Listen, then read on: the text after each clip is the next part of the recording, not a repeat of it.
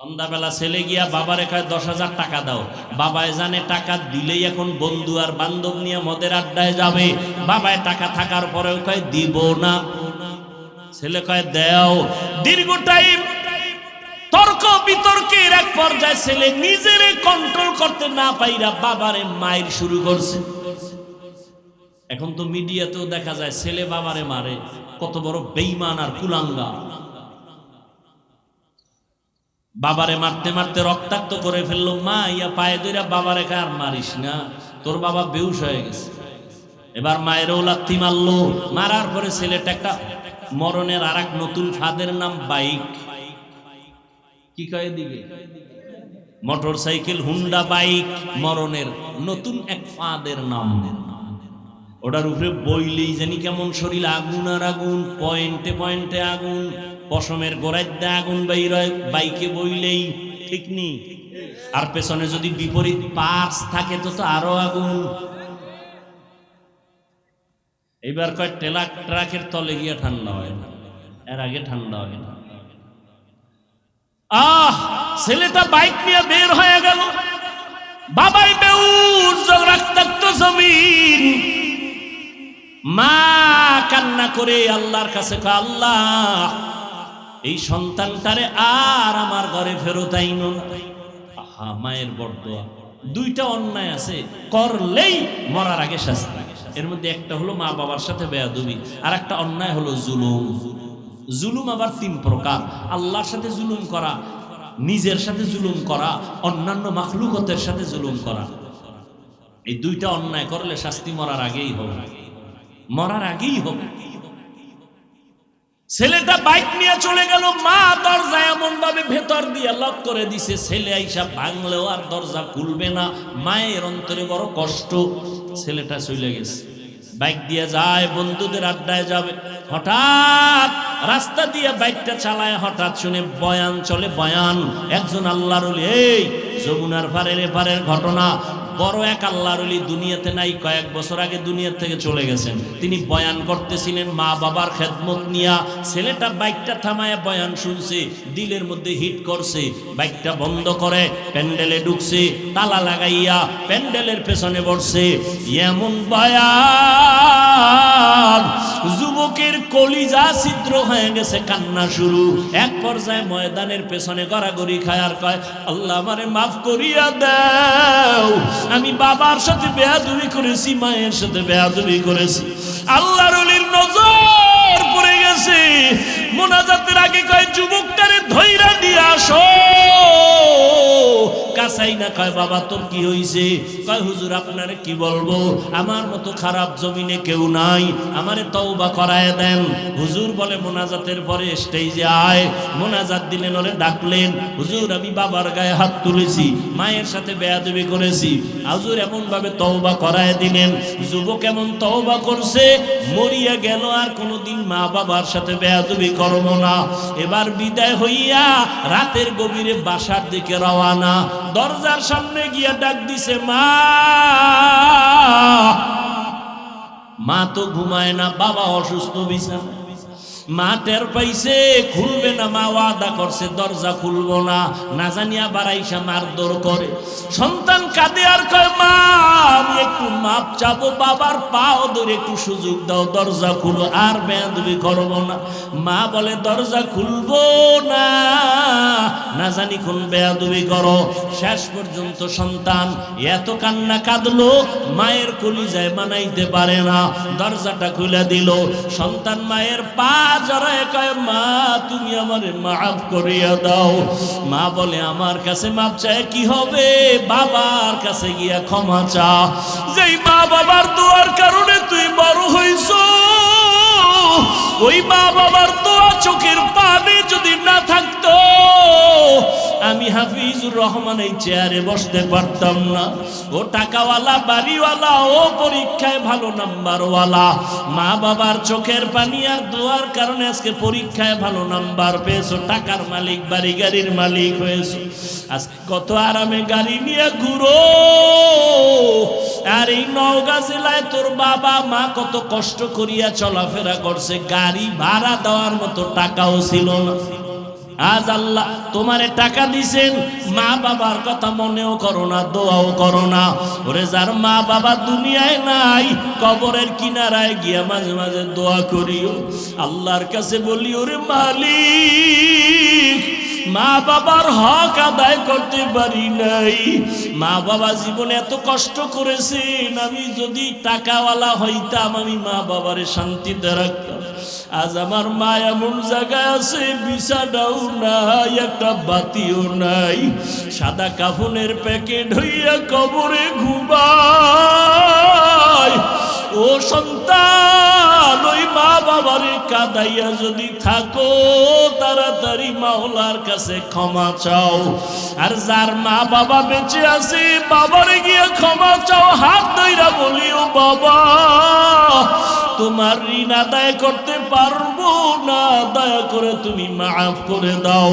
ও যুবকেরা, যদি মায়ের সাথে কষ্ট দিয়া বেয়াদবি করো, মায়ের বাসায় গিয়া বলবি, মা তুমি দোয়া কবুল করবে, তোমার মনে বোধহয় কষ্ট গেছে, এজন্য আমার আমল নাই, আমার কান্না নাই, মোনাজাতে পানি নাই। মা তোমারে বহু কষ্ট দিয়েছে, গোপনে জানি কত কান্না করেছো, আজ দয়া করে আমাকে মাফ করে দাও মা। আমারে তুমি সম্মানের জায়গায় নিয়ে আসছো, তোমার দোয়া ছাড়া আমি শিক্ষিত হতে পারি নাই, তোমার দোয়ার কারণে আজ আমার আল্লাহ সম্মান বাড়ায় দিছে। মা বাবার কাছে যদি চোখের পানি ছেড়ে দাও, মা মাথায় হাত দিয়া দোয়া করবে, আর সে আজিমে চলে যাবে। ও যুবকেরা, পায়ে হাত রেখে বলে গেলাম, আল্লাহর ভয় অন্তরে জমা করো, নবীর আদর্শের মালা গলায় লাগাও। وبعد فأعوذ بالله من الشيطان الرجيم بسم الله الرحمن الرحيم وما أرسلناك إلا رحمة للعالمين. وقال النبي صلى الله عليه وآله وسلم كل أمتي يدخلون الجنة إلا من أبى. قيل من أبى؟ قال من أطاعني دخل الجنة ومن عصاني فقد أبى. أو كما قال النبي عليه الصلاة والسلام. صدق الله مولانا العظيم وصدق رسوله النبي الأمي الكريم ونحن على ذلك من الشاهدين والشاكرين والذاكرين والحمد لله رب العالمين. سبحانك لا علم لنا إلا ما علمتنا إنك أنت العليم الحكيم. رب اشرح لي صدري ويسر لي أمري واحلل عقدة من لساني يفقه قولي. मोमिन जो फिदा नक्श कफे पाए नबी हो, मोमिन जो फिदा नक्श कफे पाए नबी हो, ज़ीर कदम आज भी आलम का खजीना हो, ज़ीर कदम आज भी आलम का खजीना. गर सुन्नत नबवी की करे पैरवी उम्मत, गर सुन्नत नबवी की करे पैरवी उम्मत, तूफान से निकल जाएगा फिर इसका सफीना, तूफान से निकल जाएगा फिर इसका सफीना.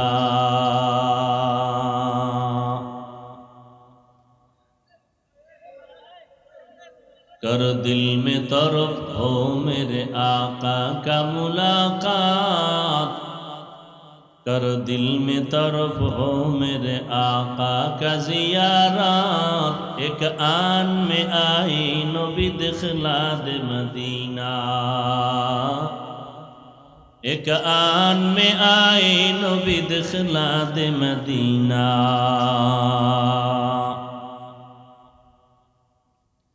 তাহজিবুল বানাত কর্তৃক আয়োজিত ওয়াজ মাহফিল ও হালকায় জিকির উপস্থিত মোহতারাম সম্মানিত সভাপতি প্রধান অতিথি জনাব মোহাম্মদ মাসুদুর রহমান মাসুদ সাহেব সহ অন্যান্য অতিথিবৃন্দ, হযরত উলামায়ে কেরাম, অত্র অঞ্চলের বিভিন্ন স্থান থেকে আগত আল্লাহ পাকের আশিকিন, জাকিরিন, শাকিরিন, মুহিব্বিন, মুরব্বিয়ান এজম, কলিজার টুকরা আমার সমবয়সী যুবক বন্ধুগণ, স্নেহের ছোট ভাই, পর্দার আড়ালে মা বোনেরা, আল্লাহ পাকের দরবারে শুকর যে আল্লাহ পাক রব্বুল আলামিন এ ফিতনার যুগে হাজারো লাখো মানুষের মধ্য থেকে বাছাই করে পৃথিবীর শ্রেষ্ঠ মজলিস, ওলামায়ে আহলে হকের মজলিস, গুনাহ মাফের মজলিস, তওবা কবুলের মজলিস, বরকতি মজলিসে আমাদের হাজারো লাখো মানুষের মধ্য থেকে বাছাই করে আসা বসার তৌফিক আল্লাহ আমাদেরকে দান করেছেন। নেয়ামতের শুকর আদায়ার্থে ঈমানের আওয়াজকে উঁচু করে দিল থেকে জবান খুলে মহব্বতে পড়ি আলহামদুলিল্লাহ। দরুদ ও সালাম সৈয়দুল মুরসালিন রহমাতুল লিল আলামিন শফিউল মুজনিবিন খাতামুন নবিয়্যিন সৈয়দুস সাকালাইন ইমামুল মুরসালিন শফিয়ে আজম রসুল আকরাম রহমতে আলম নবিয়ুল আরব আল আজম হাবিব কিবরিয়া আশরফুল আম্বিয়া সৈয়দুল আম্বিয়া শফিয়ে মাহশর সাকিয়ে কৌসর আকা ইনামদার মদিনা का ताजदार आफताब नबूवत फ़ख्र मौजूदात सैयदुल मखलूक़ात हज़रत मुहम्मदुर रसूलुल्लाह सल्लल्लाहु अलैहि व आलिहि वसल्लमेর উপর সর্বোপরি শুকর যাদের অক্লান্ত পরিশ্রমের মাধ্যমে আজ সুন্দর আয়োজন, সময় পরামর্শ অর্থ দিয়ে দোয়া করে উপস্থিত হয়ে মাইক লাইট প্যান্ডেলের ব্যবস্থাপনার মাধ্যমে সহযোগিতা যারা করেছেন প্রত্যেককে আল্লাহ পাক খিদমতের বরকতে দুনিয়াতে শান্তি, পরকালে চিরমুক্তির ব্যবস্থা করে দিন। দীর্ঘ সময় হযরত উলামায়ে কেরাম কোরআন সুন্নাহ ভিত্তিক দিক নির্দেশনামূলক আলোচনা রেখেছেন, আপনারা সবরের সাথে আলোচনা শ্রবণ করেছেন। আল্লাহ পাক সমস্ত উলামায়ে কেরামদের কথাগুলো উম্মাহকে সহি তরিকায় আমল করার তৌফিক দান করেন। আমিনও বলতে মন চায় না? খুব ভাব নিয়ে বসে আছেন না? উলামায়ে কেরামের ইজ্জতকে আল্লাহ বেশি বেশি বাড়ায় দেন। মিডিয়ার মাধ্যমে ফেসবুকে যারা আলেম ওলামাদের বিরুদ্ধে লেখালেখি করে, আল্লাহ ওদের হেদায়াত দান করেন। আল্লাহ পাকের ইলম ও কুদরতে যদি ওদের ব্যাপারে হেদায়াতের ফয়সালা না থাকে, আল্লাহ কুদরতের হাতে দমন করে দেন। আমি আপনাদের দোয়া নেওয়ার পাশাপাশি সংক্ষিপ্ত আলোচনার নিয়তে কোরআনে হাকিমের এক আয়াতে কারিমা তিলাওয়াত করেছি, নবীজির হাদিস থেকে একটি হাদিস পড়েছি। আয়াত ও হাদিসের আলোকে ইখলাস ও রুহানিয়াতের সমন্বয়ে কিছু কথা আমাকে বলার মতো, সহি নিয়তে, সহি তরিকায়, সহি কিছু কথা আমার আপনার জন্য দয়াময় আল্লাহ কবুল করেন। ওয়ামা আরসালনাকা ইল্লা রাহমাতাল লিল আলামিন। আল্লাহ বলেন, হে রাসূল করিম সাল্লাল্লাহু আলাইহি ওয়া আলিহি ওয়াসাল্লাম, পৃথিবী নামক গ্রহে আপনাকে প্রেরণ করি নাই, হ্যাঁ করেছি জগৎসমূহের রহমত হিসেবে। হাদিসে পাকে নবীজি বলেন, কুল্লু উম্মতি ইয়াদখুলুনাল জান্নাতা ইল্লা মান আবা। সমস্ত উম্মত জান্নাতে যাবে, যারা আমি মুহাম্মদকে অস্বীকার করে, মানে না, তারা যাবে না। কিলা মান আবা। সাহাবা ইকরাম প্রশ্ন করলেন, ইয়া রাসূলুল্লাহ, আপনাকে অস্বীকারী, মানে না, তারা কারা?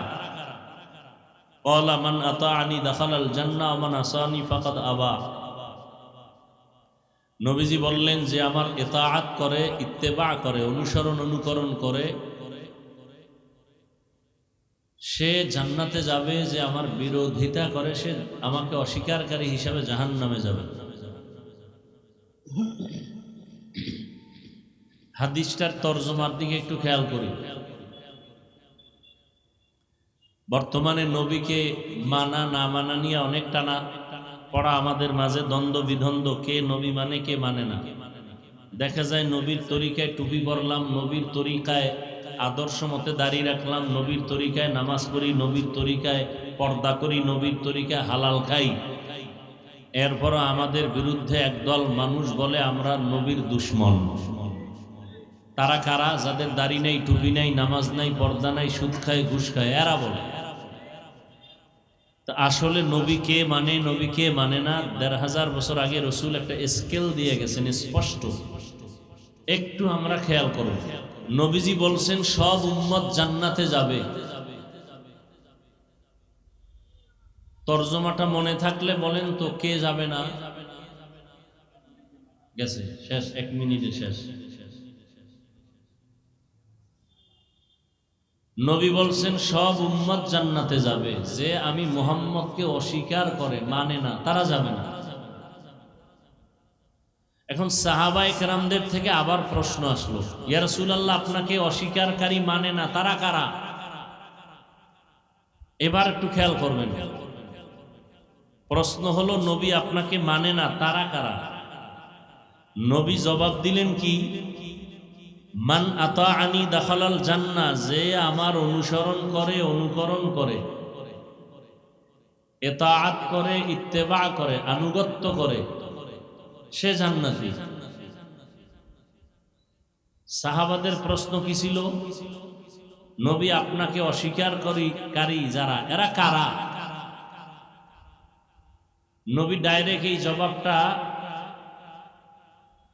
না দিয়া প্রথম বললেন যারা আমার অনুসরণ করে, আনুগত্য করে, অনুকরণ করে তারা জান্নাতি। জবাব দিছেন পরে।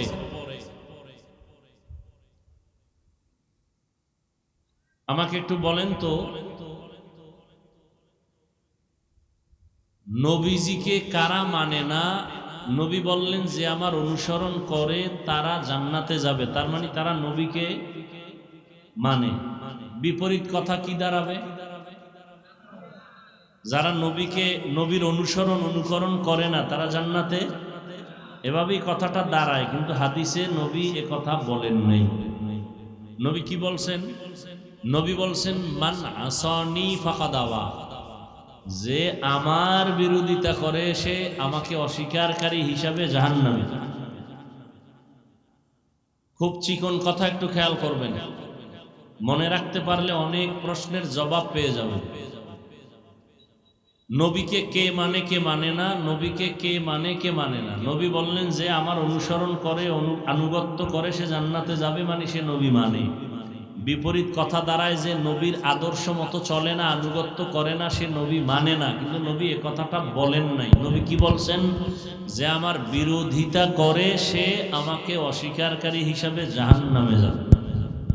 তাহলে একজনের নবীর আদর্শ মানে না বা চলে না ওই অনুযায়ী, তাকে জাহান্নামী বলা যাবে না, কারণ নবী বলেন না। আপনি বলবেন কেন? নবী কাকে জাহান্নামী বলছেন? যে নবীকে অস্বীকার করে। তো অস্বীকার কে করে? নবী হাদিসের শেষ শব্দ মান আসানি, যে মুহাম্মদের বিরোধিতা করে সে জাহান্নামী, সে আসলে নবীকে মানে। এখান থেকে কি বুঝলাম? এখান থেকে কিয়ামত পর্যন্তই দুইটা কথা পারলে জীবনে স্বর্ণাক্ষরে ঘরে লিখে রাখবেন, বড় করে। যারা নবীর আদর্শের লাইনে চলে না তারা দুই দল। কয় দল? খুব খেয়াল করেন, কয় দল? যারা নবীর আদর্শের ভেতরে চলে না তারা কয় দল? একদল আমি বাংলায় বলি বিদ্রোহী, আর একদল আগ্রহী। একদল আগ্রহী আর একদল বিদ্রোহী। এই কথাটাকে ভিন্ন শব্দে বলি, একদল দরদি আর একদল বিরোধী। একদল দরদি আর একদল। জবান খুলেন, কথা বলেন, মানেন না মানেন, সত্য কথাটা একটু স্বীকার করেন, বাঘের মতো, বিড়ালের মতো নয়। এমনি দি হুদা চিল্লাইতে পারেন, এখন চুপ কেন? চিল্লা চিল্লি কইরা আমাকে হুজুরকে বহু জেলখানায় ঢুকাইছেন, এখন মজা পাইতেছেন না? নিজের দোষ দেখেন না, দোষ আর এক আলেমের উপরে চাপায় দেন। হ্যাঁ, এই চালাকি কয়দিন?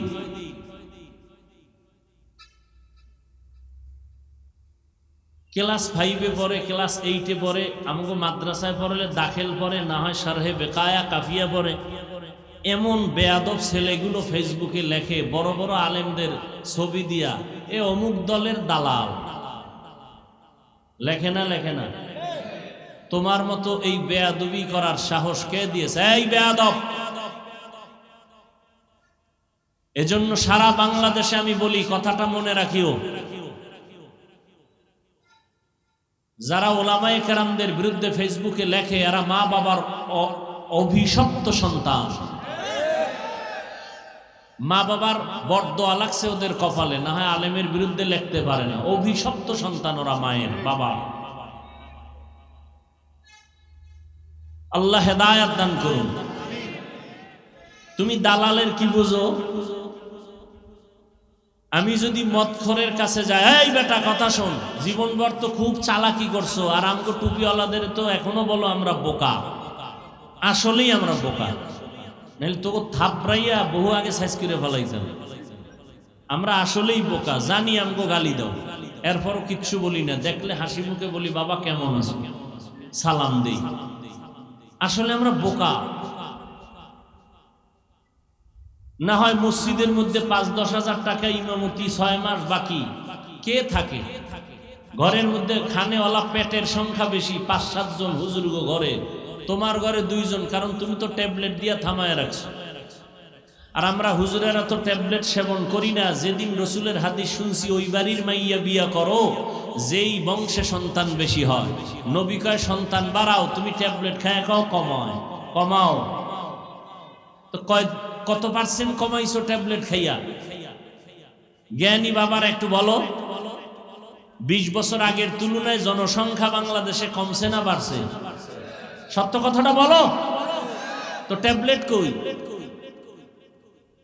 স্লোগান দিছো ছেলে হোক মেয়ে হোক দুটোর বেশি নয়, একটা হলে ভালো হয়, না হইলে আরো ভালো। এই স্লোগান কোন মুমিনের না, এটা বেঈমানের বানানো একটা স্লোগান, এটা বাজারে ছেড়ে দিছে।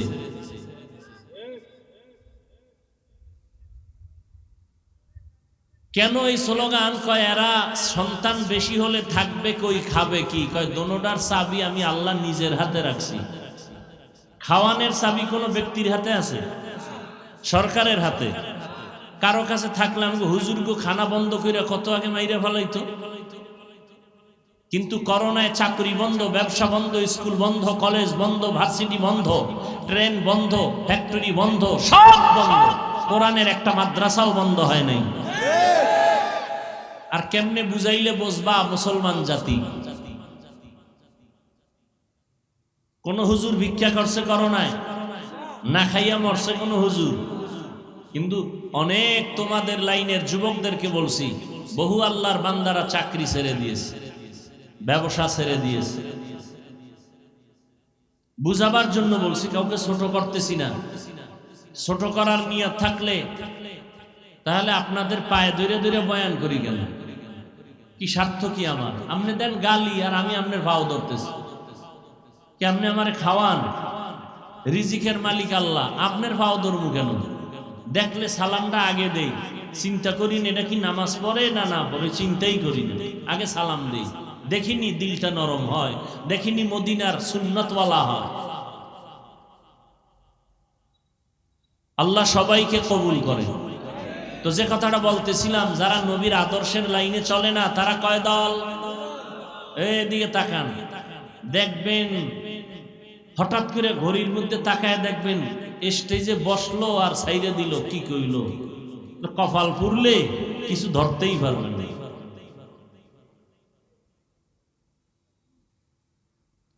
একদল দরদি আর একদল বিরোধী, ভিন্ন শব্দে বলছি, একদল আগ্রহী আর একদল বিদ্রোহী।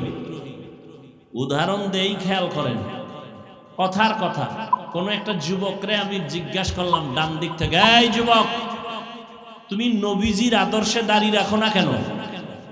যুবক বলে, হুজুর দাঁড়িয়ে রাখা খুব জরুরি দরকার, চেষ্টা করি পারি না, একটু দোয়া চাই। যুবক ভাইরা বলো, বাবা এই লোকটা যে বলল, এই জবাবে কি বুঝলা? সে কি বিদ্রোহী না আগ্রহী?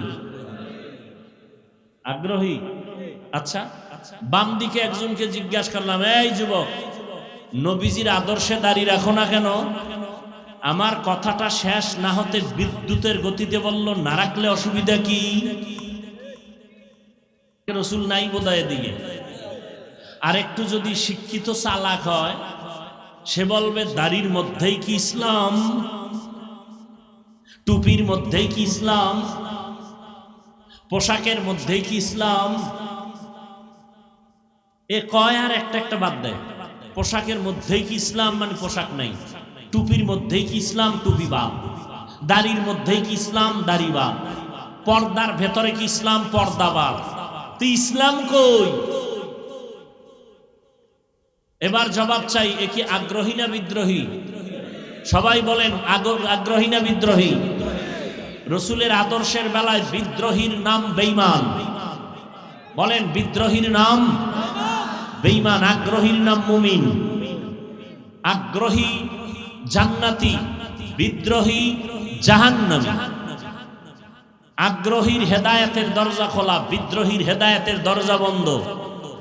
ও জেনে শুনে রসুলের সুন্নাত জবাই করতেছে, ওর অন্তরে কোনো আফসুস নাই, অনুশোচনা নাই। এই জন্য যে দাড়ি রাখে না তাকে গালি দেওয়া যাবে না, মনে রাখবেন। যে দাড়ি রাখে না তাকে গালি দেওয়া যাবে না, কিন্তু যে দাড়ি পছন্দ করে না তাকে ছাড় দেওয়া যাবে না। ব্যবধানটা বুঝছেন? আমি কিন্তু হাদিসের উপরে কথা বলতেছি।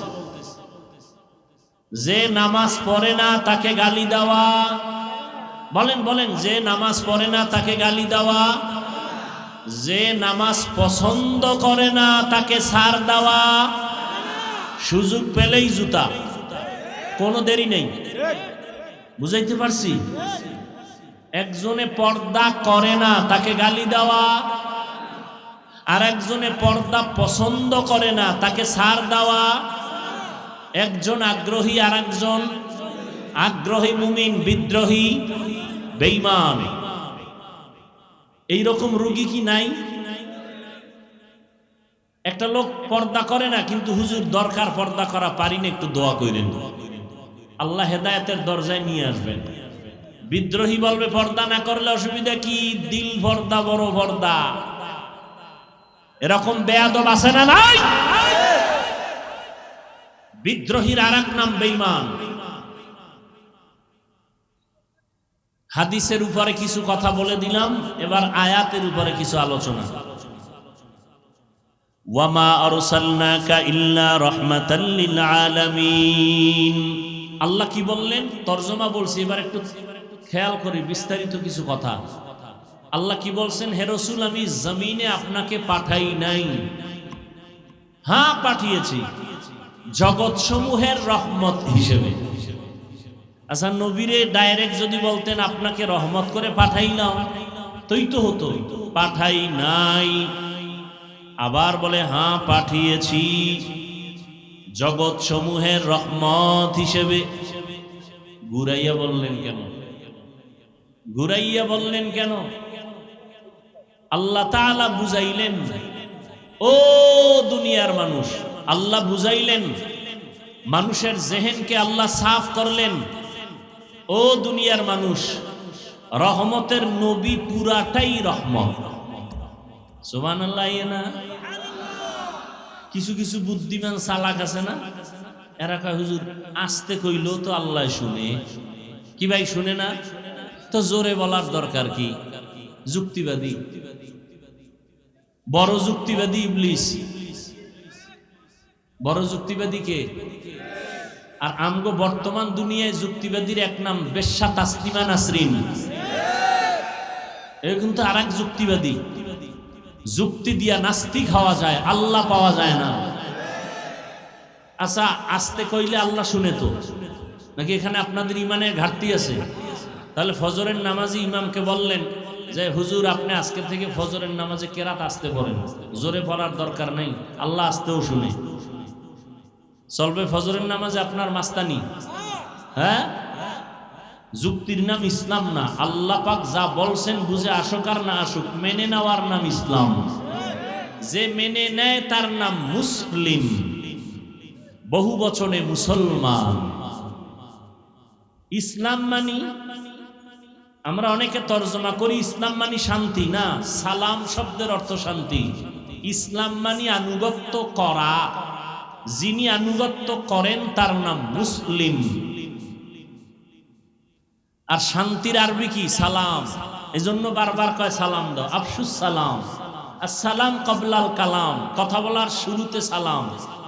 কেমন আছেন? সালামালাইকুম, না না, আগে সালাম দাও, আসসালামু আলাইকুম, কেমন আছেন? মোবাইলটা ওপেন করে হ্যালো। বেঈমানের বাচ্চাগুলো মুসলমানের ইমান কেমনে জবাই করছে? এখন মোবাইলে হ্যালো দিয়া সালাম রে জবাই করে দিছে, ঠিক না? হ্যালো, আমিও হ্যালো, তুমিও হ্যালো, সবাই ভিতরে ভিতরে হ্যালো, সালাম নেই।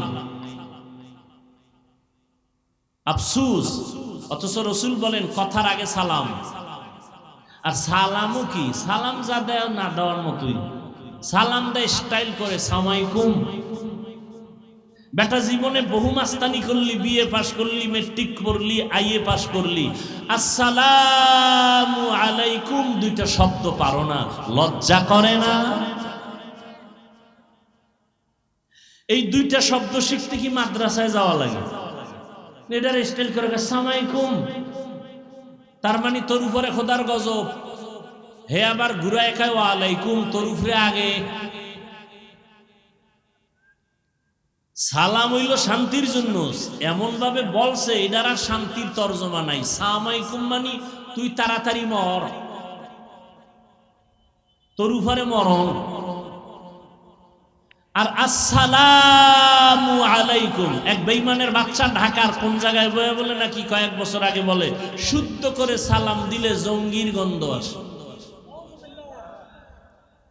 এই সরকার যদি আমগো কওমি মাদ্রাসারে স্বীকৃতি না দিত, হাটহাজারীর হুজুরেরে আল্লাহ জান্নাত দান করুন। দেখছেন আমিন কয় না, কত বড় নষ্ট। হাটহাজারীর হুজুর আসলেন, সরকার সনদের স্বীকৃতি দিলেন। এইবার সরকারি দলের বড় বড় রাখব বোয়ালরা কয় করলেন কি? কয় করলাম কি? প্রধানমন্ত্রী করলেন কি? কওমি মাদ্রাসারে হাইলাইটস করে দিলেন। সমস্যা, এরা আমার দেশের নাগরিক না। কাহা নাগরিক? কত এগো ভিতরে পর্দার আড়ালে রাখলে আমার দেশের লাভ না আমগো নজরে রাখলে লাভ? খবর নাই তলার, খবর নাই রাখব বোয়ালের। বুদ্ধিজীবী, তোমার জিবি কত? কয় যা থাক, হ্যাং হয়ে গেছে। জিবি কি হয়ে গেছে? হ্যাং হয়ে গেছে। প্রধানমন্ত্রীরে আটকাইছে, আপনি যে এগো হাইলাইটস করলেন সনদের স্বীকৃতি দিয়ে, করলেন কি? কত কি করব? এগো পর্দার আড়ালে রাখবো, তাহলে আমার দেশের লাভ না ক্ষতি? ক্ষতি। চোখের নজরে রাখলে লাভ, নজরে রাখলে লাভ, তো নজরে নিয়ে আসি। আমরা তো সরকারের দ্বারে কোনোদিন চাকরি চাই নাই, চাকরির জন্য স্বীকৃতি চাই নাই। নাস্তিক বেঈমানের বাচ্চাগুলো যেন মৃত্যু পর্যন্ত কওমিওয়ালাদের আর শিক্ষার লাইনের ধারার থেকে ভিন্ন মনে না করে, এজন্য সরকারকে বলা হয়েছে আপনি স্বীকৃতি দিয়া নাস্তিকদের জবানে তালা লাগায় দেন।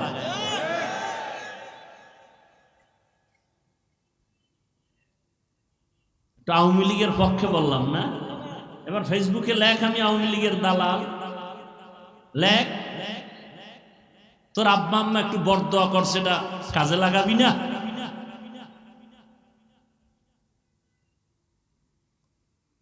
মদের নেশাগ্রস্ত ব্যক্তির কাছে যদি আমি যাওয়ার পরে আমিও মদের ওয়ালার বোতলটা টান মারি, তখন বলবি আমি মদওয়ালার গোলাম। আর যদি দেখো মদখোরের কাছে যাওয়ার পরেই মদখোর আমার রঙে রঙিন হয়ে নামাজ পড়ে, তখন বলবি দালাল। বিএনপির কাছে ওলামায়ে কেরাম যদি যায়, ইসলামের দাবি নিয়ে যায়, আওয়ামী লীগের কাছে আলেম গেছে, ইসলামের দাবি নিয়ে গেছে, তুমি দালাল বলো কেন? এই বেয়াদবি করার সাহস একজন আলেমকে, তুমি ক্লাস 8-9 পড়ো, তুমি বলো দালাল, বেয়াদব।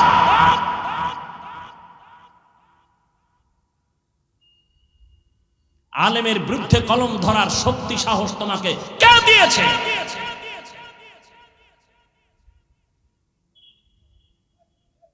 আল্লাহ হেদায়াত দান করুন। আল্লাহ ডাইরেক্ট নবীকে যদি বলতেন আপনাকে রহমত করে পাঠাইলাম, না বলে ঘুরাইয়া বললেন কেন আপনাকে পাঠাই নাই? হ্যাঁ পাঠিয়েছি জগৎ সমূহের রহমত করে। কেন? উম্মতকে পরিষ্কার করে দিলেন আল্লাহ পাক, জেহেনে ঢুকাও নবীর পুরাটাই রহমত। এখানে অনেকে তর্জমা করে রহমাতুল্লিল আলামিনের তর্জমা করেন উভয় জগতের রহমত। আমি তর্জমা করছি জগৎ সমূহের জন্য রহমত। কারণ উভয় জগৎ মানে দুনিয়ার জগৎ, পরকাল জগৎ, দুই জগৎ। আসলে তো জগৎ দুইটা না, রুহের একটা জগৎ আলাদা, মায়ের গর্ভের জগৎ একটা আলাদা, দুনিয়া নামক জগৎ একটা আলাদা। ইন্তেকালের পর কবর জগৎ আলমে বরজখ এক আলাদা জগৎ, হাসরের ময়দানের এক আলাদা জগৎ, জান্নাত ও জাহান্নামের এক জগৎ আলাদা জগৎ। আল্লাহ বলেন সব জগৎ তথা জগৎ সমূহের জন্য আমি আল্লাহ হলাম রব, আর আমার মুহাম্মদ বন্ধুকে বানায় দিলাম রহমত। ইমামুল আউয়ালিন আল আখিরিন বহরে সদকা রহমাতাল লিল আলামিন সাইয়্যিদুল কাউনাইন খাতমুল মুরসালিন আখির আমদ বুদ ফখরুল আউয়ালিন। এবার আলোচনা নবী রূহের জগতের জন্য রহমত কেমনে, আজকে এই বিষয় নয়। নবী মায়ের গর্ভের জগতের জন্য আলাদা রহমত, ভিন্ন আলোচনা। দুনিয়ার জগতের জন্য নবী আলাদা রহমত, ভিন্ন আলোচনা। কবর জগতের জন্য নবী আলাদা রহমত, ভিন্ন আলোচনা। হাসর জগতের জন্য রহমতের নবী, ভিন্ন জগতের রহমত, ভিন্ন আলোচনা। জান্নাত ও জাহান্নামের জগতের ক্ষেত্রে আমার নবী আলাদা রহমত, ভিন্ন আলোচনা। আমি দুনিয়ার জগতের জন্য নবী কেমন রহমত, এ নিয়ে দুইটা কথা বলে মোনাজাত দিয়ে চলে যাব। নবী দুনিয়ার জগতের জন্য রহমত, শুধু মানুষের বলে না, মুমিনের জন্য যেমন রহমত, বেঈমানের জন্য নবী আলাদা রহমত। কেমন এক নবী, কেমন এক নবী, চিনলাম না আমরা কপাল পোড়া। যেই নবীর জন্য গর্তের পিপিলিকা পাগল, যেই নবীর জন্য নদীর মাছ আশিক, শুধু কি তাই, সব বানানেওয়ালা খালেক আল্লাহ আশিক। মুসা নবী আল্লাহর বন্ধু, ঈসা নবী আল্লাহর বন্ধু, ইব্রাহিম নবী আল্লাহর বন্ধু, আমার নবী আল্লাহর বন্ধু। সব নবী কার বন্ধু? আল্লাহর বন্ধু। সব নবী আল্লাহর আশিক। মুসা নবী আল্লাহর আশিক, ইব্রাহিম নবী আল্লাহর আশিক। আল্লাহ সব নবীর বন্ধু বানাইছেন। মুসা নবী আল্লাহর বন্ধু, এমন বন্ধু আল্লাহ খুশি হইয়া তার একটা উপাধি দিলেন কালিমুল্লাহ। ইব্রাহিম রে দিলেন খলিলুল্লাহ। আল্লাহ পাক মুসা নবীকে দিলেন দাউদ নবীর খলিফাতুল্লাহ, আদমকে সফিউল্লাহ, ইসমাইলকে জবিহুল্লাহ। কিন্তু আল্লাহর একটা স্পেশাল বন্ধু সুলভ শব্দ হলো হাবিবুল্লাহ। এটা কাউকে আল্লাহ দেন নাই, রহমতের নবীকে আল্লাহ দান করেছেন হাবিবুল্লাহ। মুসা নবী আল্লাহর আশিক, ইব্রাহিম আল্লাহর আশিক, আদম আল্লাহর আশিক। সব নবী কার আশিক? কিন্তু আপনার আমার নবী এমন এক নবী, যেই নবীর জন্য আমার আল্লাহ নিজে আশিক। মিশা বলছি, শুনেন না এ কথা? সব নবী আল্লাহর আশিক। আল্লাহ হলেন রহমাতুল্লিল আলামিনের আশিক। আল্লাহ হলেন আল্লাহ, নবীরে দিলেন মুহাম্মদ। আল্লাহ হলেন রব্বুল আলামিন, নবী হলেন রহমাতুল্লিল আলামিন। আল্লাহ পাক রব্বুল আলামিন বলেন, ও রহমতের নবী, আমি আপনাকে জগৎ সমূহের রহমত করে পাঠাইলাম। মানুষের জন্য যেমন নবী রহমত, মুমিনের জন্য নবী আলাদা রহমত, ওদিকে বেঈমানের জন্য নবী আলাদা রহমত। আবার মুমিনদের মধ্যে পুরুষের জন্য নবী যেমন রহমত, আবার নবী নারীদের জন্য আলাদা রহমত। শুধু কি তাই, মানুষের জন্য নবী যেমন রহমত, জিনদের জন্য নবী তেমন রহমত। আমার নবী গাছের জন্য আলাদা রহমত, আমার নবী নদীর মাছের জন্য আলাদা রহমত, জঙ্গলের প্রাণীদের জন্য আলাদা নবী রহমত। এগুলো ভিন্ন ভিন্ন ঘটনা। নবী খেজুর গাছের সাথে ট্যাক লাগায়া খুতবা পড়েন, মিম্বর বানায়া, কিছুদিন পরে এটারে বাদ দিয়া নতুন মিম্বর বানাবেন। হঠাৎ মানুষ কান্না করলে যে আওয়াজ, ওই খেজুর গাছ, মরা খেজুর গাছ থেকে মানুষের কান্নার মতো আওয়াজ আসতেছে। নবী বলেন, এই গাছ কেন কাঁদো? ইয়া রাসূলুল্লাহ, আপনার বিরহের বেদনায় কাঁদি, তুমি কি চাও? আমি দইরা দোয়া করি, তুই বড় জিন্দা হয়ে যা, খেজুর হবে, মানুষ খাবে। কয় না, কি চাও? কয় মানুষের যেমন জানাজা পড়ায় দেন, এমন জানাজা আমারও পড়ান, আর এখানে দাফন করে দিবেন, আর কিয়ামতের দিন আপনার সাথে আমাকে জান্নাতে জায়গা দিবেন। উস্তুনে হান না না জাহাজ রে রসুল, নালামি জাদ হাম চুয়ার বাব আকুল। মরা গাছ কান্না করে, নবীর বেলা এটা মানছে। হ্যাঁ, আল্লাহ পাক দুনিয়াতে তার প্রিয় বান্দা আছে। আল্লাহর কাছে সব থেকে প্রিয় মানুষ। আপনাদের জানা থাকলে বলেন, মানুষ ছাড়া আর কেউ আছে আল্লাহর কাছে প্রিয়? জিন আল্লাহর কাছে প্রিয়? বলেন না বাবা, প্রিয় কারা? মানুষের মধ্যে যারা বেনামাজি তারা প্রিয়, যারা মদ খায়, ঘুষ খায়, সুদ খায় তারা প্রিয়। আল্লাহর কাছে মানুষের মধ্যে শ্রেষ্ঠ প্রিয় যারা রহমতের নবীর উম্মত, নামাজ পড়ে, পর্দা করে, হালাল খায়, কোরআন পড়ে, তাকওয়ার উপরে চলে। কথা ঠিক? প্রিয় বান্দা বান্দিকে আল্লাহ আলাদা আলাদা পাওয়ার দেয়। কি দেয়? আলাদা পাওয়ার দেয়। যেই পাওয়ারের বয়ান একটু আগে আপনাদের নওগাঁতে করে আসলাম। কোরআনের ভাষায় ওই পাওয়ারের নাম ফুরকান, হাদিসের ভাষায় ওই পাওয়ারের নাম ফেরাসাত। আল্লাহ আলাদা পাওয়ার দেয়।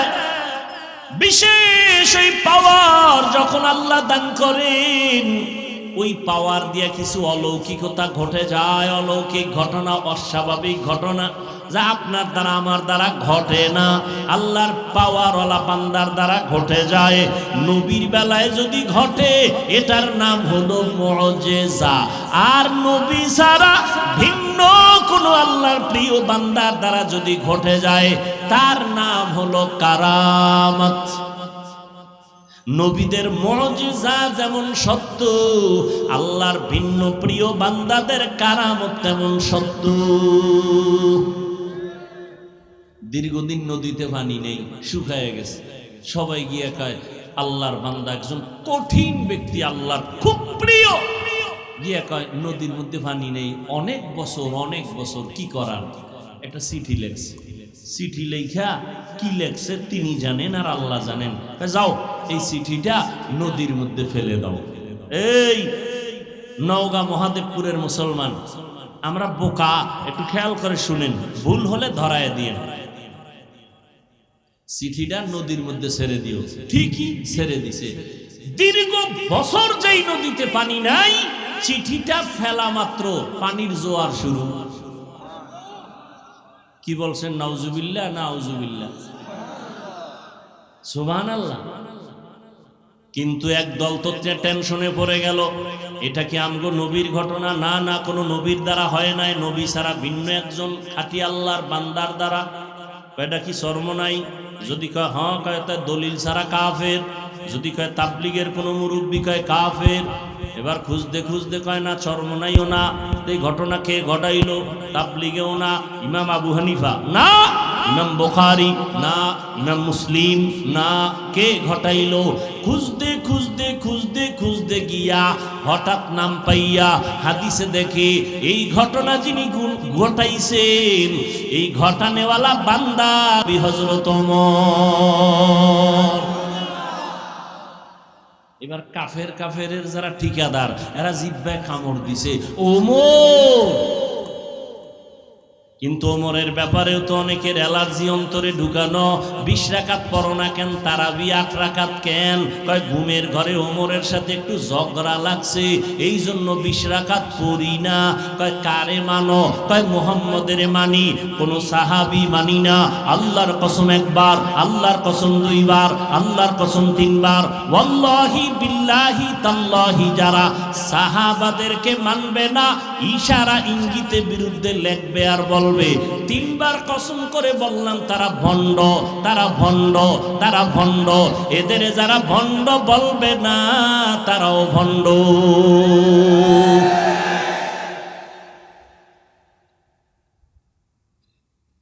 তুমি 8 রাকাত কেন? দরকার নেই 8 রাকাতের। তুমি পড়ার মতো যদি নামাজি পড়ো 2 রাকাত তারাবি পড়লেও জান্নাত রেডি। কিন্তু তুমি ভাবসাব যেভাবে দেখাও 8 রাকাত কেন, 48 রাকাত পড়লেও উপায় নাই, কোনো উপায় নাই। যেই ভাব লইয়া চলো, সালাম দেয় না, দিলেও নেয় না, কি বিষয়? কয় 20 রাকাত আমি।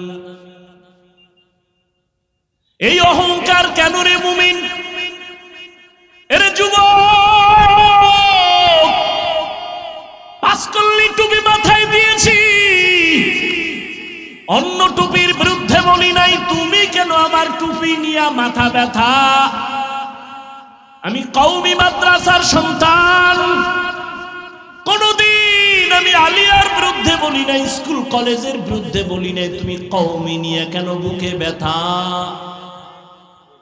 আমি বুকে হাত বাঁধি না, নাভির নিচে বাঁধি, তুমি বুকে বাঁধো। কোনোদিন গালি দিলাম না, হিংসা করলাম না, তুমি আমার নাভির নিচের হাত নিয়ে কেন টানো?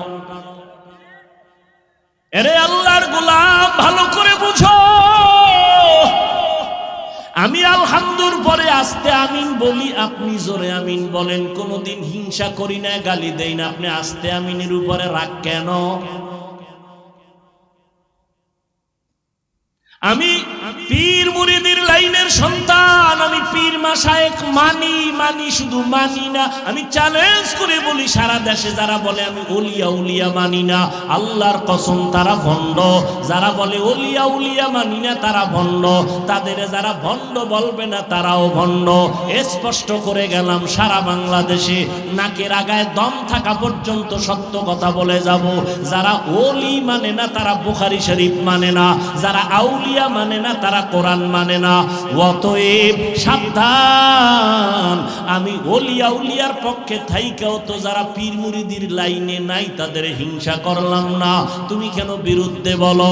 এরে যুবক ও নওগাঁর মুসলমান, আজকে তুমি চরমনার বিরুদ্ধে বলার সময় পাইলা, তাবলীগের বিরোধিতা করার সময় পাইলা, কওমির বিরুদ্ধে বলার সময় পাইলা, কিন্তু তোমার কাছে আমার প্রশ্ন, পঞ্চগড়ে কাদিয়ানি বানায় এই ব্যাপারে তোমার পদক্ষেপ কি নিছো আমাকে বলো।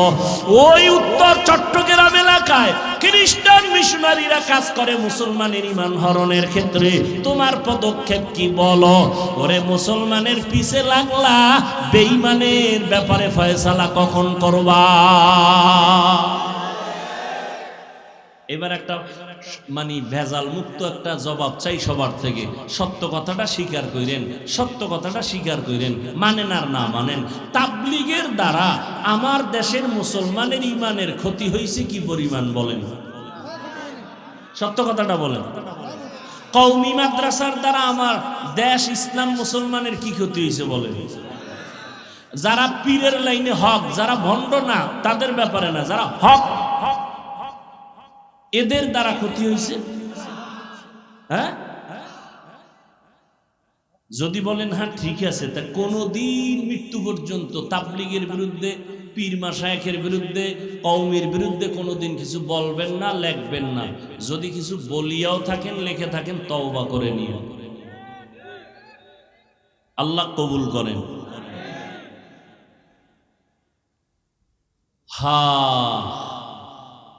তাবলিগালারা কি বলে যে বেশি বেশি নামাজের ফাঁকে বিড়িটাই নো, তো সমস্যাটা কি?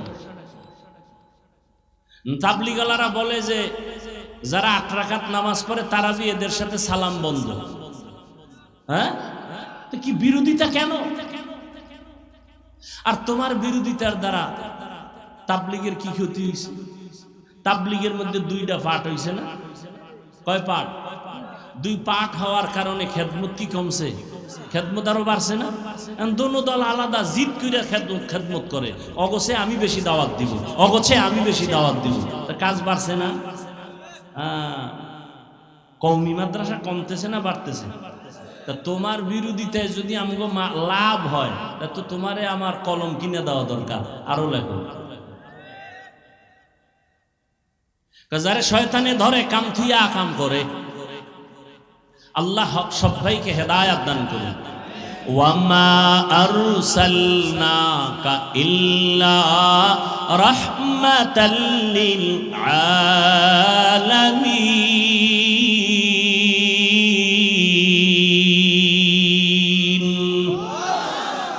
এরে যুবক, আমি কওমি মাদ্রাসার সন্তান, একবারও এতক্ষণ যে চিল্লাইলাম একবারও কিন্তু বলি না কওমিতে না পড়লে তুমি জাহান্নামী, তাবলিগ না করলে জাহান্নামী, একবারও বলি নাই। বরং আমি স্কুল কলেজের পক্ষওয়ালাদের এই পরিমাণ সাহস দেই, আমার জানা মতে কোন মৌলবী স্টেজে এই পরিমাণ সাহস দেয় না। ও কলেজের কলিজার টুকরা যুবকেরা, স্কুল ছাড়বা না, কলেজ ছাড়বা না, চাকরিজীবীরা চাকরি ছাড়িও না, ব্যবসা করো, চাকরি করো, তোমার কাছে কোনো বাধা নাই। একটা দাবি আমার, তুমি ডাক্তার হও, ইঞ্জিনিয়ার হও, প্রফেসর হও, ডিসি হও, এসপি হও, এমপি হও, মন্ত্রী হও, তবে দাবি একটা, বেয়াদব হইও না। লিকুল্লি শাইইন জিনাতুন ফিল ওয়ারা ওয়া জিনাতুল মারই তামামিল আদাবি। আজ খোদা খাহি মে তৌফিক আদব, বেআদব মাহরুম গাশত আজ ফজলে রব। ডাক্তার হও বাবা, বেয়াদব হইও না। তোমার আচরণে যেন কোনোদিন মা বাবা কষ্ট না পায়, তোমার ব্যবহারে যেন উলামায়ে কেরাম কখনো কষ্ট না পায়, মুরব্বীরা যেন কষ্ট না পায়, শিক্ষক যেন কষ্ট না পায়। মা বাবায় যদি কষ্ট পায়, মরার আগে বিছানায় কপাল পুড়ে যাবে, ধ্বংস হয়ে যাবে, আর কোনোদিন কাজ হবে না। শিক্ষক যদি কষ্ট পায়, বরদোয়া করে, তোর জীবন ধ্বংস, মরার আগেই ধ্বংস। আর মাওলার কাছে মাপ চাইলে ক্ষমা হবে না, হবে না, হবে না, কারণ এটা বান্দার হক। মা বাবায় যদি ক্ষমা না দেয়, আল্লাহ ক্ষমা দিবেন না। শিক্ষক যদি ক্ষমা না দেয়, ছাত্র, আল্লাহ তোমারে ক্ষমা দিবেন না। মুরব্বীরা যদি ক্ষমা না দেয়, আল্লাহ ক্ষমা দিবেন না। অতএব বান্দার হক নষ্ট করবা না, অনুরোধ করে গেলাম। ডাক্তার যদি হও, একটা আদর্শবান ডাক্তার হইও, আদর্শবান ইঞ্জিনিয়ার হইও, আদর্শবান এসপি হও, আদর্শবান ডিসি হও, আদর্শবান একজন প্রফেসর হও। দুনিয়ার মানুষ তোমারে কলিজা দিয়া দোয়া করবে। ও যুবক, তোমার মতো যুবক এই জমিনে দুঃখ লাগে তাকাইলে, আবার মাঝে মাঝে সান্ত্বনা পাই। কত যুবক দেখলে মনে হয় কলিজা ঠান্ডা হয়, মনে চায় আমার গায়ের রুমাল দিয়া তার পা মোছাইয়া দেই।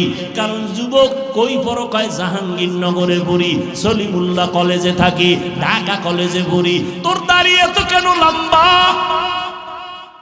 তোর মাথায় কেন পাগড়ি রে যুবক?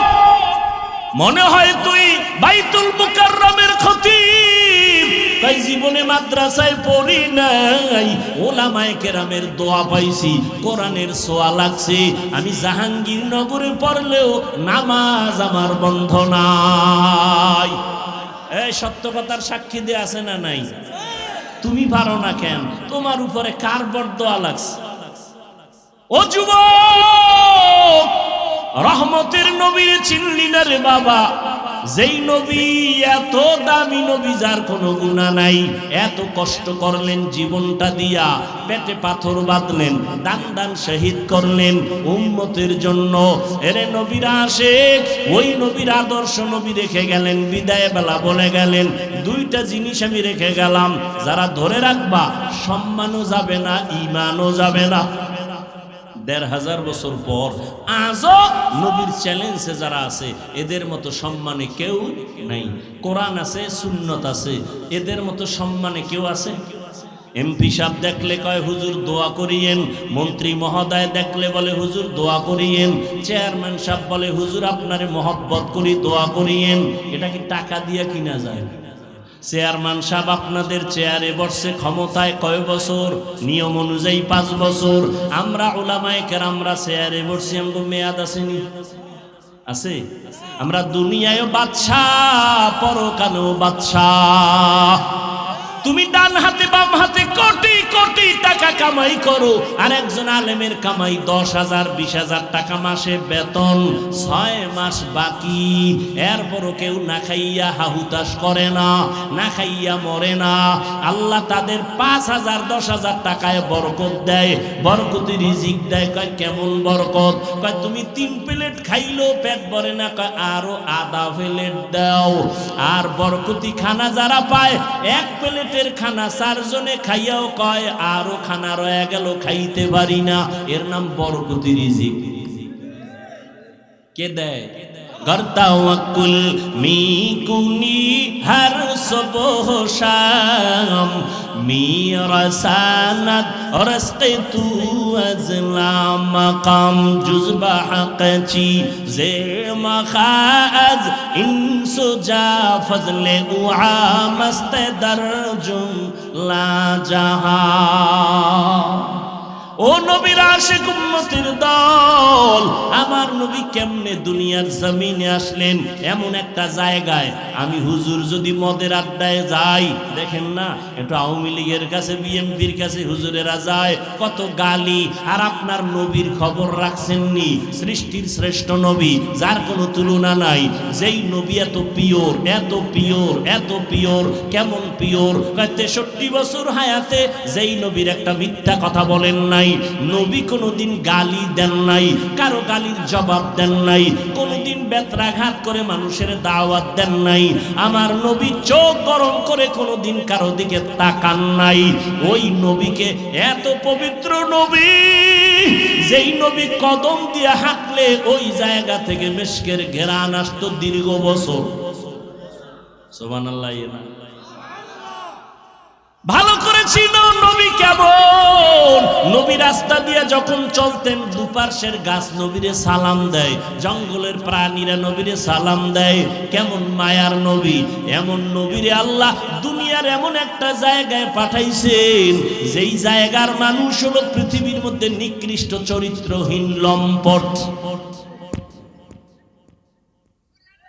মক্কার মানুষ কত খারাপ, নারী আর পুরুষ উলঙ্গ হইয়া আল্লাহর ঘর বাইতুল্লাহ তাওয়াফ করে। উলঙ্গ নারী পুরুষ কত খারাপ। কন্যাদেরকে এত অবহেলা করে।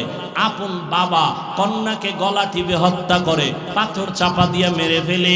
কন্যা হলেই মনটা বেজার, সমাজে মাথা উঁচু করে না, এত লজ্জা পায়, কন্যাদেরকে এত অবহেলা করে। বর্তমানে এরকম কুলাঙ্গার কিছু আছে, ছেলে হইলে হাসে, মাইয়া হইলে বউরে গালি দেয়। আছে না নেই? বউরে খায় মাইয়া দিলি কেন? ছেলে মাইয়া কি বউ দেয়? বউ তো তোমার মাল আমানত রাখে। যদি জাহিরি ভাবে ধরো তো পিঠা তো তোমার কপালে দেওয়া দরকার, কারণ তোমার সম্পদ দিয়েই তো সন্তান হয়েছে। স্ত্রী শুধু গর্ভধারণ করেছে, তাকে পুরস্কার দাও। এত বড় নিমক হারাম কপাল পোড়া মেয়ে হইল কেন? বউয়ের সাথে রাগ করে কথা বলে না। আছে না নাই? অথচ নবী কি কয়, এই দুনিয়ার মানুষ, আমি মুহাম্মদ এত দামি, আমার একটা ছেলে নাই, আমি 4 কন্যার বাবা। নবীর একটা ছেলেও নাই। তোমার এই 10টা ছেলে লাভ কি? যেই 10 ছেলের কারণে বাবার হাতে হ্যান্ডকাপ লেগে জেলখানায় যাবে। এর চেয়ে 10টা মাইয়া হওয়া ভালো। আসলে বউয়ের দোষ নাই, স্বামীরও দোষ নাই, সন্তানকে দেয়। জোরে বলেন, লিল্লাহি মুলকুস সামাওয়াতি ওয়াল আরদ ইয়াহাবু লিমান ইয়াশাউ ইনাসাও ওয়া ইয়াহাবু লিমান ইয়াশাউ যুকুর আও ইউযাওবিজুহুম যুকরানা ওয়া ইনাসা ওয়া ইয়াজআলু মান ইয়াশাউ আকিমা ইন্নাহু আলিমুন কাদির।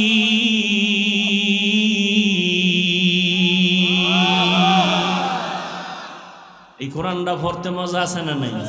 এমন একটা কোরআন, দেখলেও সওয়াব, শুনলেও সওয়াব, পড়লেও সওয়াব, ধরলেও সওয়াব, আছে না নাই? কিন্তু এখানেও ফতুয়াবাজি চলে। ফতুয়া মানে সমাধান, বাজি মানে খেলাধুলা। ফতুয়া নিয়ে খেলাধুলা করে একদল, ইউটিউবের মধ্যে বলে কোরআনের অর্থ না জানলে পড়িয়া কোনো লাভ নাই। এরাও বাতিল, এরাও কি বাতিল। আল্লাহর কোরআন ধরবা সওয়াব, পড়বা সওয়াব, দেখবা সওয়াব। নবী বলেন কোরআন দেখে দেখে পড়বি, চোখের পাওয়ার নষ্ট হবে না। মাওলার কোরআন এত মজার, দুনিয়ার কোন কবিতা মজা লাগে না, কোরআনের কবিতা মজা। কমে অতিরিক্তি হয় কারণ বেঈমানরা পর্যন্ত কালেমা পড়ে শুধু ইমাম সাহেবের তেলাওয়াত শুনে। কত মজার কোরআন। কপাল খারাপ আমরা পড়তে পারি না। কয় হুজুর ব্যবসা চাকরি সময় কই? আল্লাহ কইব করোনার ভিডিওটা টানমা। এই কপাল পরা করোনার সময় কি করছে? ঘরে হইয়া হইয়া কয় লুড্ডু খেলছে, লুড্ডু। করোনার ভিতরে কোরআন শিখলে না কেন? কোরআন শিখতে 20 দিন লাগে। কয় দিন? কথা কয় না, 20 দিন লাগে। আহ কত মজা লাগে। এটা যদি আপনি নিজে পড়তে পারতেন আরো তৃপ্তি লাগবে। চিন্তাই নেই, চিন্তাই নাই। ঘরের মধ্যে কোরআন শরীফ আছে, 20 বছর ঘরের মধ্যে আছে, দেখলো না কপাল পরা খুইলে এটার ভিতরে কি। আজ পর্যন্ত দেখলো না খুলিয়া ভিতরে গিয়ে। অথচ নবী বলেন কোরআন এত দামি, এটার মধ্যে যদি খুইলে খেলে আঙ্গুল টানে আঙ্গুল। আল্লাহ কোরআনের নূর দিয়ে সিনাটা আলো বানায় দেন। আল্লাহ যদি দান করেন, আপনার কোনো প্রশ্ন আছে? আল্লাহ সবাইকে কোরআন পড়ার তৌফিক দান করেন। ওগো নবীর উম্মতেরা,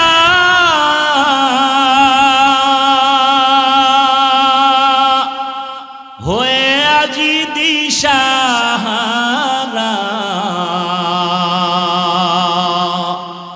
কোরআন হাদিসের চলো যখন যাহা চায় মনে, নবী বিনে কে তারাবে ফুসিরত মিজানে, নবী বিনে কে তারাবে ফুসিরত মিজানে। উম্মতের কান্ডারি নবী,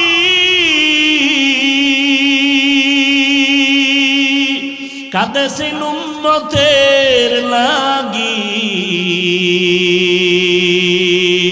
এখনো কাঁদেন নবীজি শুয়ে মদিনার পানে, নবী বিনে কে তারাবে ফুসিরত মিজানে, নবী বিনে কে তারাবে ফুসিরত মিজানে। ও নবীর আশিক, নবী দুইটা জিনিস ধরে রাখার কথা বলছেন, সম্মানও যাবে না, কোনোদিন ঈমানও যাবে না। 1 নাম্বার কোরআন, 2 নাম্বার নবীর সুন্নত। ও যুবকেরা, নবীর রেখে যাওয়া সুন্নত হিন্দুরা মানবে, বৌদ্ধরা মানবে, কারা মানবে? কোন দেশের? লেবানন, লন্ডনের মুসলমান, বাংলাদেশেরও, শুধু নওগাঁ জেলা বাদ। তা তোমার মদিনার তরিকা নাই কেন? তোমার চুলগুলো বেঈমানের লাইনে কাটলা কেন? লাভ কি? মুহাম্মদেরটা ভাল লাগে না? এই বেঈমানের লাইনে চুল কাটলে যদি বলো মাথা ঠান্ডা থাকে, বলো তো আমিও কাটবো। আমার মাথা অল টাইম গরম থাকে, ঘুম নাই। বেঈমানের লাইনে আঙ্গুলের নখগুলো কাটলে যদি স্বাস্থ্য ভালো থাকে, বলো আমিও কাটবো। মদিনাওয়ালা নবীর আশিক গোটা দুনিয়া। ও তুমি নবীর আশিক, কেন তুমি নবীর সুন্নাত আলা হতে পারলা না? তোমার মতো যুবক রাস্তায় গাড়ি চালায়, 5 বেলার নামাজ পড়ে, দাড়িওয়ালা আছে না নাই? তুমি কেন পারবা না? তোমার মতো যুবক নদীর মধ্যে মাছ ধরে, নামাজ ছাড়ে না, কৃষি কাজ করে, নামাজ ছাড়ে না, শ্রমিকের কাজ করে, নামাজ ছাড়ে না, তুমি কেন পারবা না? তোমার কপাল কেন এত খারাপ? তোমার মতো যুবক র্যাব, আর্মি, পুলিশ, বিডিআরের চাকরি করে, চেয়ারম্যান মেম্বার, নামাজ পড়ে, তুমি কেন পারো না? মোনাজাতে কত যুবকের কান্না, তোমার চোখে কেন পানি নাই? তোমার উপরে আল্লাহ বেজার গুনার কারণে সারাটা রাত মোবাইল হাতে নিয়ে কবিরা গুনাহ করো, কবিরা গুনাহ করে করে চেহারা নষ্ট করেছো। 40 বছর পর্যন্ত যুবক তোর চেহারা কোনোদিন নষ্ট হবে না, উজ্জ্বলতা কমবে না, আলো কমবে না, মায়া লাগবে দেখলে। অথচ তোর বয়স কত? 27। চেহারাটা এমন খারাপ কেন? দেখলে মায়া লাগে না কেন? চেহারার মধ্যে উজ্জ্বলতা নাই কেন? জানি না। জানোস না সারা রাত যে আকাম করছো মনে নাই? মোবাইলটা সামনে নিয়ে সারা রাত কবিরা গুনাহ, কবিরা গুনাহ, কবিরা গুনাহ। আসো বাসায় গিয়া গুগলে সার্চ দিবি, আমগো হুজুর গো পোকাদের কথা তো শুনবি না। তোদের প্যান্ট শার্ট টাইওয়ালা মুরব্বীরা কি সুন্দর কথা বলছে, গুগলে ওখানে বলা আছে, ডিটেলস তথ্য সহ দেওয়া আছে, লিখবি। টাচ মোবাইলে শরীরের ক্ষতি কি সব চলে আসে। খালি আমগো হুজুর গো বয়ান শুনে পরকালের ভিডা, ওটা বাদ। দুনিয়ার ভিডার খবর কি? এই মোবাইলের কারণে চোখের পাওয়ার নাই, কানের পাওয়ার নাই, হার্ট দুর্বল, কিডনি দুর্বল, ব্রেন দুর্বল। এই মোবাইলের কারণে চোখ ব্যথা, মাথা ব্যথা, বুকে ব্যথা বাড়ছে না কমছে? মোবাইলের কারণে রে বাবা। এরপরে যদি মোবাইল দিয়ে গুনাহ করো, চরিত্র শেষ, লেখাপড়াও শেষ, জীবনে কি হবে? কিছুই তো হতে পারবি না। আমি একটু আগে বলছি, জীবনে যদি ডাক্তার হতে চাও, আদর্শবান সম্মান নিয়ে ডাক্তার হইও। শুধু মহাদেবপুরের সিপাই বইয়া ডাক্তারি করিস না, এমন ডাক্তার হ গোটা দেশের মানুষ যেন তোর সম্মানের সাথে চিনে এবং হায়ার করে বিদেশ নিয়ে যায়। এইটা করতে হইলো কিছু লাগবে না, 2টা জিনিস তোর ঠিক রাখা লাগবে। 1 নম্বরে চরিত্র, 2 নম্বরে সুস্থতা। 1 নাম্বার কি বলো, 2 নম্বরে কি? এই দোনোটারে জবাই করছো মোবাইল দিয়া। মোবাইল দিয়া সুস্থ থাকার জন্য আল্লাহর দেওয়া একটা ঔষধ আছে ফ্রি, রাতের ঘুম। রাতের শরীরের ঔষধ। মোবাইল দিয়া রাতের ঘুম নষ্ট, শরীর অসুস্থ, শেষ। আর চরিত্র তো নাই। এখন তুমি যদি ভালো স্টুডেন্ট হও, ভালো ডাক্তার, চাকরি পাইছো কিন্তু অসুস্থ, চরিত্র ভালো কিন্তু কি অসুস্থ, চাকরি টিকবে? আচ্ছা তুমি ফুল সুস্থ, শরীরে কোনো রোগ নাই, চরিত্র খারাপ, থাকবে জীবনের সম্মান? এই 2 জিনিস ভালো লাগবে, চরিত্র আর সুস্বাস্থ্য। এই 2 জিনিস নষ্ট করে মোবাইল। মোবাইল থেকে ফিরে আসো। এই মোবাইলের কারণে মা বাবার সাথে বেয়াদবি, আর মা বাবার টাকা চুরি করছো কতদিন মনে আছে? এমবি ভরার জন্য। মায়ে যখন টাকা না দেয় তখন এবার বন্ধুর পকেটে বেলেট মারো। এলাকাটার নাম কমুনা, যমুনার এইপারের একটা ঘটনা। যমুনার এইপার এলাকার নাম কইতাম না, মাত্র কয়েক বছর আগে সন্ধ্যাবেলা ছেলে গিয়া বাবারে কয় 10,000 টাকা দাও। বাবায় জানে টাকা দিলেই এখন বন্ধু আর বান্ধব নিয়ে মদের আড্ডায় যাবে। বাবায় টাকা থাকার পরেও কয় দিব না, ছেলে কয় দেও। দীর্ঘ টাইম তর্ক বিতর্কের এক পর্যায়ে ছেলে নিজেরে কন্ট্রোল করতে না পাইরা বাবারে মাইর শুরু করছে। এখন তো মিডিয়াতেও দেখা যায় ছেলে বাবারে মারে, কত বড় বেঈমান আর কুলাঙ্গা। বাবারে মারতে মারতে রক্তাক্ত করে ফেললো। মা ইয়া পায়ে ধরে বাবারে কার মারিস না, তোর বাবা বেহুশ হয়ে গেছে। এবার মায়েরও লাথি মারলো। মারার পরে ছেলেটা একটা মরণের আর এক নতুন ফাঁদের নাম বাইক। কি কয় দিকে? মোটর সাইকেল, হুন্ডা বাইক, মরণের নতুন এক ফাঁদের নাম। ওটার উপরে বইলেই জানি কেমন শরীর আগুন আর আগুন, পয়েন্টে পয়েন্টে আগুন, পশমের গোড়ায় আগুন বাইর হয় বাইকে বইলেই, ঠিক নি? আর পেছনে যদি বিপরীত পার্স থাকে তো আরো আগুন। এবার কয় ট্রাকের তলে গিয়া ঠান্ডা হয় না, এর আগে ঠান্ডা হয় না। ছেলেটা বাইক নিয়ে বের হয়ে গেল, বাবাই বেউর রক্তাক্ত জমিন। মা কান্না করে আল্লাহর কাছে কয়, আল্লাহ এই সন্তানটারে আর আমার ঘরে ফেরত আইনো না। আহা, মায়ের বড় দোয়া। দুইটা অন্যায় আছে, করলেই মরার আগে শাস্তি। এর মধ্যে একটা হলো মা বাবার সাথে বেয়াদবি, আর একটা অন্যায় হলো জুলুম। জুলুম আবার তিন প্রকার: আল্লাহর সাথে জুলুম করা, নিজের সাথে জুলুম করা, অন্যান্য মাখলুকতের সাথে জুলুম করা। এই দুইটা অন্যায় করলে শাস্তি মরার আগেই হবে, মরার আগেই হবে। ছেলেটা বাইক নিয়ে চলে গেল, মা দরজা এমন ভাবে ভেতর দিয়ে লক করে দিছে, ছেলে আইসা ভাঙলেও আর দরজা খুলবে না। মায়ের অন্তরে বড় কষ্ট। ছেলেটা চলে গেছে, বাইক দিয়ে যায়, বন্ধুদের আড্ডায় যাবে। হঠাৎ রাস্তা দিয়ে বাইকটা চালায়, হঠাৎ শুনে বয়ান চলে, বয়ান। একজন আল্লাহর ওলি, এই যমুনার পারের এপারের ঘটনা। বড় এক আল্লাহর ওলি দুনিয়াতে নাই, কয়েক বছর আগে দুনিয়া থেকে চলে গেছেন। তিনি বয়ান করতেছিলেন মা বাবার খেদমত নিয়া। ছেলেটা বাইকটা থামায় বয়ান শুনছে, দিলের মধ্যে হিট করছে, বাইকটা বন্ধ করে প্যান্ডেলে ঢুকছে, তালা লাগাইয়া প্যান্ডেলের পেছনে বসছে। এমন বয়ান, যুবকের কলিজা ছিদ্র হয়ে গেছে, কান্না শুরু। এক পর্যায়ে ময়দানের পেছনে গড়াগড়ি খায় আর কয়, আল্লাহ আমারে মাফ করিয়া দাও, আমি বাবার সাথে বেয়াদবি করেছি, মায়ের সাথে বেয়াদবি করেছি।